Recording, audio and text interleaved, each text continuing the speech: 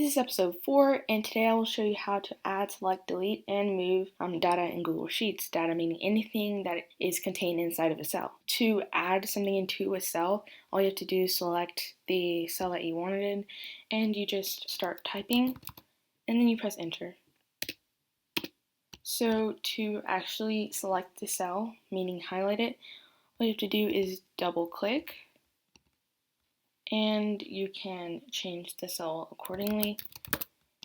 To actually move the cell, I don't have a very effective way of doing this, and if you have any other way, please comment down in the comment section below. I would really like to know. So you highlight the cell, copy it, delete it, and then go to whatever other cell you want to move it to and paste it.